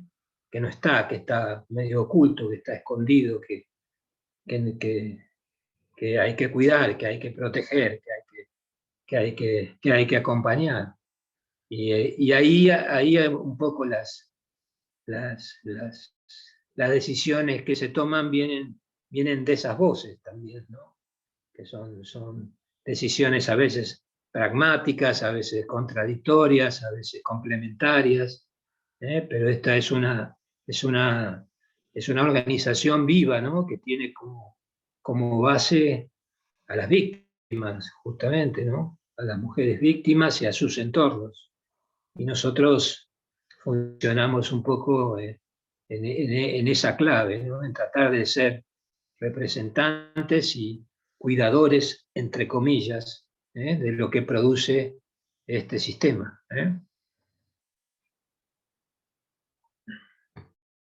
Iba a agregar una cosa corta. Uno es, todo esto que menciona de Ricardo de las víctimas es muy importante porque muchas veces cuando dicen que no apoyar el trabajo sexual es una represión de la sexualidad, algo que mencionamos mucho nosotras es la sexualidad de la que hablan las sobrevivientes. Yo me acuerdo que cuando todavía no era abolicionista, lo primero que encontré fue una exposición de Sonia Sánchez, que es una sobreviviente, y ella empezaba diciendo, este es el menú en la entrada del prostíbulo, de todas las cosas que nos pueden hacer. Cosas horrendas, o sea, una que hasta era lluvia dorada, que era literalmente hacer pis encima de la prostituta, y cosas que escalan de ahí a niveles de violencia que se nota que son actitudes que los consumidores no tienen en sus hogares, digamos, ¿no? Toda esta división que hay entre la esposa pura y con la que no se puede hacer conservadora y la puta, que es impura y sucia y se la puede violentar. Entonces, cuando nos hablan de represión de sexualidad, nosotras lo que traemos a colación es esto. La estrategia es, escuchen a las putas. Escuchen que para ellas no había ningún tipo de liberación dentro del prostíbulo, sino todo lo contrario. Se las sometía a violencias constantes que los hombres hasta les llegan a decir, yo esto en mi casa no lo puedo hacer. Eso es como una estrategia, y también no solo lo usamos con respecto a la sexualidad, muchas veces el moralismo viene de esta idea de que nosotras estamos como prohibiéndole algo a alguien. Nos pasa mucho cuando hablamos y denunciamos el proxenetismo dentro de organizaciones regulacionistas. Creo que la otra vez nos pasó en Comu que subimos una publicación justamente hablando de una organización regulacionista que tenía causas por proxenetismo, y hicimos todo un texto larguísimo explicando por qué estas causas eran reales, que las víctimas habían hablado, y una mujer agarró y nos comentó, son unas yutas moralistas. Y nosotras, o sea, desde nuestros personales, obviamente, clandestinamente, les contestamos, o sea, vos le vas a decir eso a las víctimas que salieron a decir públicamente que las quemaban con cigarrillos, que las amenazaban para que se prostituyan todo el día. Esa es la respuesta, escuchar a las putas, y siempre nos mantenemos en eso. Nosotros hablamos por las que no pueden hablar. Eso. Bueno, muchas gracias por la respuesta. Después sigo con la lista, así tampoco se nos hace tan tarde. Sigue Cami Pini, no sé si está, porque le andaba... Ahí está. Sí, hola. No tenía una pregunta, quería hacer un comentario nada más, sobre todo para mis compañeros, más que Que nada, que creo que en la exposición se mostraron muchos números, y yo siempre digo que los números no mienten, y que no solo no mienten, sino que preocupan. Y creo que no es un dato menor para nosotros, que la mayoría somos militantes en el territorio, el hecho de que la mayoría sean mujeres con bajos niveles de educación y mujeres pobres. Creo que es algo que nosotros tenemos que tener en cuenta, independientemente de que quizás podamos tener otra postura. Creo que no puede ser algo que dejemos al margen. Nada, en el análisis que hagamos después de esta charla, para todos nosotros creo que es algo a tener en cuenta. Solo eso quería decir.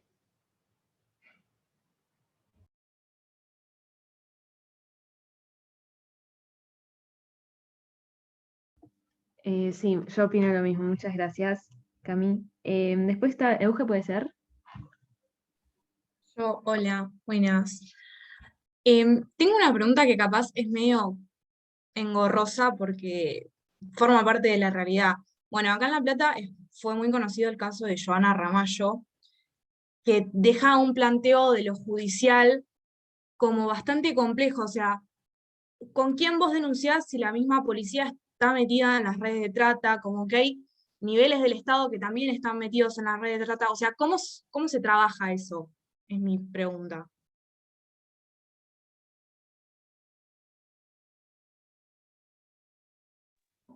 Sí, esa es una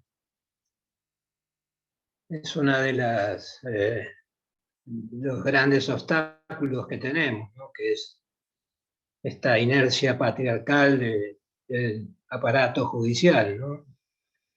Nosotros tenemos un área de legales que trata primero de inculcar un poco a las víctimas que recibimos, a las que nos llaman, a las que nos piden ayuda, que siempre una denuncia sirve, es útil. Y que es como, desde otro punto de vista, desde un punto de vista más ideológico, diríamos, bueno, ya no nos callamos más, no hay que callarse más. Después vienen todas las intrigas judiciales y las estrategias que nosotros planteamos, que es con un cuerpo de abogadas, tratar de buscar los mecanismos, las instituciones, las puertas semiabiertas, los personajes más sensibles a la cuestión, que son mínimos, pero existen, para tratar de vehiculizar un poco las causas por los pasillos más amigables, digamos. Hace poco, ¿no?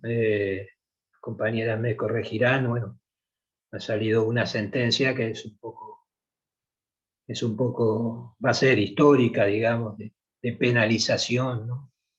Por tema de trata en estos días. Bueno, eso es uno de los casos que Madres en algún momento atendió y que por el esfuerzo que esto implica, primera instancia, Cámara, Corte, etcétera, etcétera, lleva mucho tiempo. Así que las estrategias legales son un poco eso, son informales, casi te diría, los contactos, la sensibilidad, algún dato sobre peritos que están un poco más sensibles a la cuestión, aunque las trabas son enormes, ¿no? Y la lentitud exaspera, ¿no? Hay casos, en el caso de las desapariciones, años y años y años, familias buscando a las chicas, ¿eh? Y siempre con las respuestas tan absurdas, como cenas irrepudiables de que se fue a algún lado, salió con el novio, ya va a volver, y son años y años y años. Esa es una pelea que tiene ese costado, que es el costado legal. Nosotros nosotros lo impulsamos, ¿eh? O sea, hay que hacer las denuncias. En el caso de que cualquiera de nosotros bueno, esté en contacto con alguna situación así, hay que impulsar a hacer la denuncia. Eso nos da a nosotros el primer instrumento para iniciar este juego, entre comillas, perverso, pero este juego judicial, ¿no? Para el rescate, para las sobrevivientes, para la cárcel, para los proxenetas, para la denuncia de los prostíbulos, para los escraches a los funcionarios. Entonces esa denuncia, ese primer papel, ese primer testimonio es muy importante. Yo te diría que es casi imprescindible. Cuando hablamos de estas situaciones, ¿no? Muchas de las víctimas, muchas de las mujeres, incluso de sus familias, a veces son muy reacias por miedo, o porque quieren resolver las cosas de otra manera, casi personalmente. Bueno, esto también es un poco peligroso porque el poder es el poder, y el poder es violento. Hay mucha violencia. Bueno, la prostitución es violencia en este sentido también. Así que sí, hay un acompañamiento legal a las personas que se acercan a madres y con un equipo que va haciendo el seguimiento y hasta digamos, las consecuencias finales de las sentencias, que como en casi todos los casos son larguísimas, ¿no? Son de años casi, pero bueno, pero hay un espacio para empujar por allí, y que es un espacio necesario y que debe iniciarse con una voz escrita, y que es una voz autorizada, digamos, ¿no? para la realidad judicial o para la verdad jurídica, como diría Foucault, ¿no?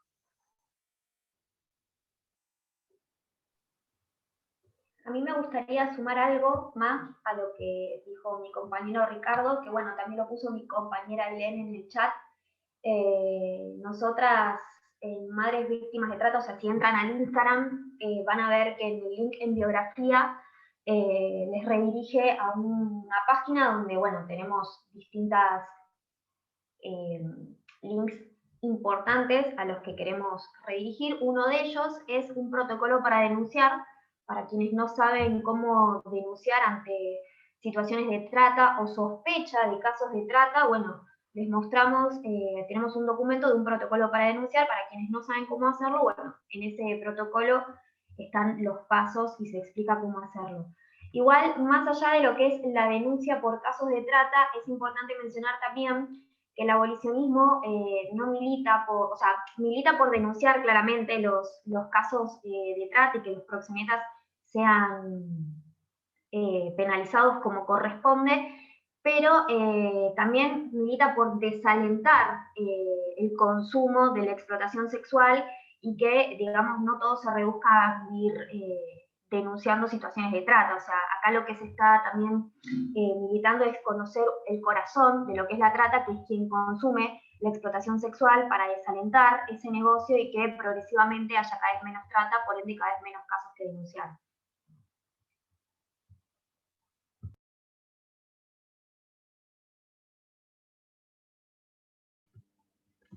Genial, bueno, no sé si alguien quiere agregar algo, hacer una acotación a alguno de los chicos de la agrupación que hablamos todas chicas, para ir cerrando. Yo quería agradecer en principio por la charla, o sea, estuvo muy buena. Se tocaron varios temas que capaz yo todavía no tener una postura, o todavía no tener una postura por no estar tan interiorizado en el tema, me sirvió bastante para ver y conocer ciertas cosas que capaz en una investigación haciéndola por mi propia cuenta no iba a llegar. Pero bueno, me queda todavía la etapa todavía de seguir pensando todo esto, porque creo que es un proceso. Para mí tampoco es como que, bueno, escucho esto, me quedo con esto, sino es como empezar también a seguir cuestionándome todas estas cuestiones. Pero bueno, me interpeló bastante el Zoom. Así que les quería agradecer por mi parte.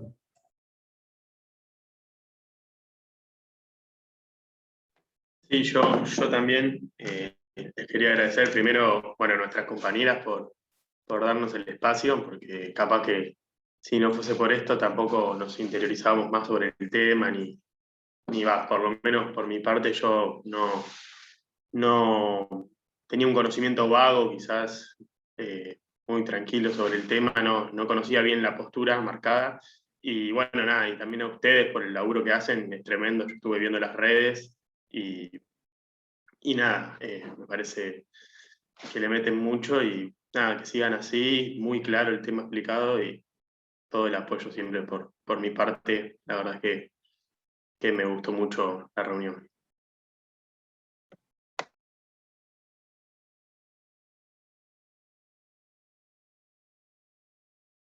Ahí, Juan está levantando la mano.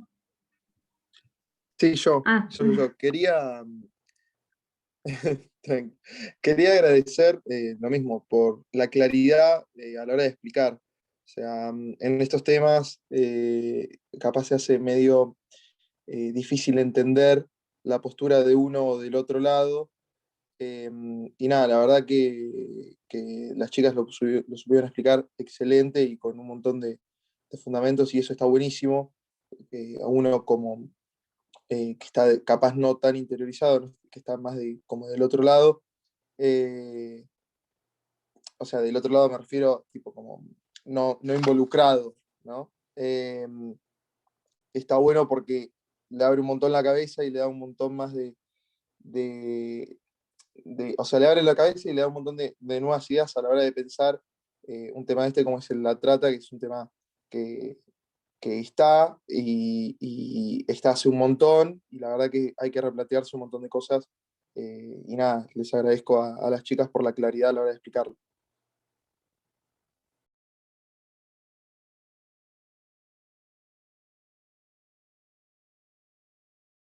Bueno, muchas gracias. No sé si alguien quiere agregar algo o podemos ir cerrando. Otra vez agradecer a las madres que se tomaron el tiempo.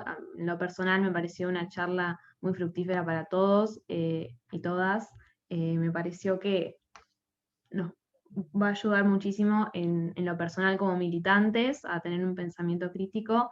Así que bueno, si no quedan más comentarios, nada, seguir en las redes, a lo que pusieron ahí en el chat. Igual, si pueden mandarnos el power, así lo mandamos por el grupo, porque después vamos a tener un debate interno. Así que bueno, muchísimas gracias. Estamos muy contentos y contentas todos y todas. Así que si no hay más nada que agregar, nos despedimos y bueno, gracias Ricardo, Camila, Ailén y Flor. Sí, gracias Danila, gracias a todos por la atención prestada. Bueno, trajimos el seleccionado también, Florencia, Ailén y Camila, bueno, son compañeras de la primera línea y de la trinchera. Así que, de todos modos, todos y todas que componemos Madres, estamos siempre a disposición de, de, de conversar, de charlar, de intercambiar. Nos importa mucho el ámbito académico, nos importa mucho el ámbito universitario. Creo que desde aquí es que se derrama un poco hacia todo el sistema educativo un proceso de concientización que va a llevar su tiempo, pero estas ideas básicas, fundantes, nobles,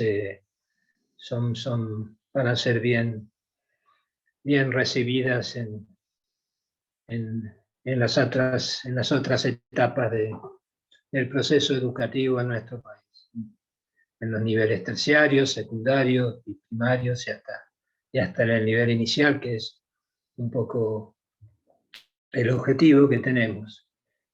Cultura ha abierto un poco el horizonte también. El sistema educativo es un área estratégica para nosotros, pero también hemos incorporado otros ámbitos, como ámbitos más vinculados a lo estético o artístico, que también a veces sirven como representación, ¿no?, de nuestras posturas y ayudan a dar una visibilidad mayor a esta pelea que es muy dura, que es muy desigual, donde siempre nos faltan cosas, nos falta tiempo, nos faltan recursos, a veces nos faltan ideas, pero que, bueno, Madres está creciendo. Hoy somos una voz autorizada y reconocida, legítima, en muchos espacios, y también identificada por los enemigos, que eso es un buen dato. Así que, Danila, gracias por estar en contacto, no sé, durante unas semanas para poder lograr esto, y gracias a todos y todas, y bueno, nos estamos viendo entonces. Muchas Bueno, gracias. muchísimas gracias. Seguimos en contacto. Ahí cierro. Hasta luego. Hasta luego. Gracias, chicas. Chao, gracias a todos y Gracias. todas.